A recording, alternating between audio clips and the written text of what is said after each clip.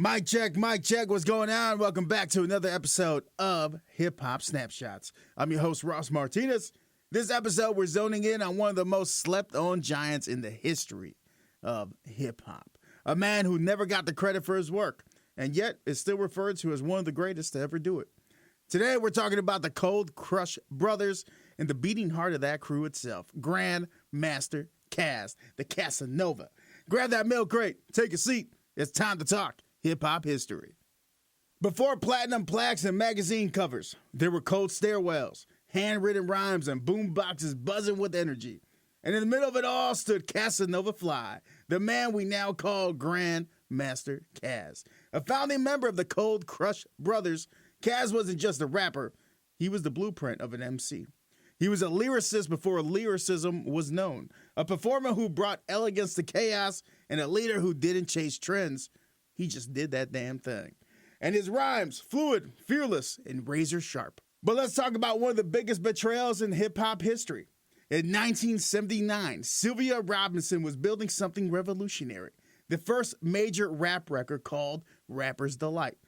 A rapper called Big Bank Hank, trying to land the verse on that song, borrowed a rhyme book.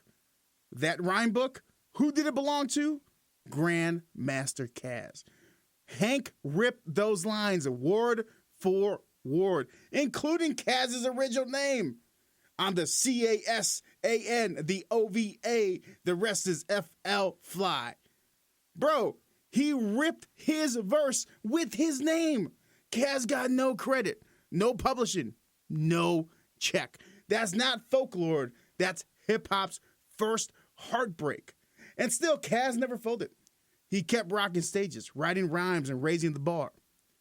Under Caz's guidance, the Cold Crush Brothers became the gold standard for live performances. From call and response routines to harmonized verses and tight choreography, they were an ensemble cast. But Caz was the anchor, the voice that carried the crew's influence for generations upon generations. When they dropped the song Fresh, Wild, Fly, and Bold in '84, it was more than a record. It was a mission statement, a lyrical clinic delivered by Caz and company. And don't get it twisted, Cold Crush didn't just influence hip-hop groups, they influenced how rappers performed. They made the stage sacred. You want battle tape royalty? All right, let's talk about it. Harlem World 1981. Cold Crush Brothers versus the Fantastic Romantic Five. People dubbed that battle tape from tape to tape and passed it through borough and borough like it was the Holy Grail. And guess who was the main attraction on that? Grandmaster Caz.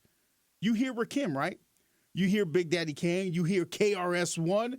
You're hearing the echoes of Grandmaster Caz. He's the godfather of that smooth but deadly flow. The MC who could flex intellect, charisma, and street energy in one single breath. So what's the legacy? Well, Grandmaster Caz taught us that the mic is more than a tool.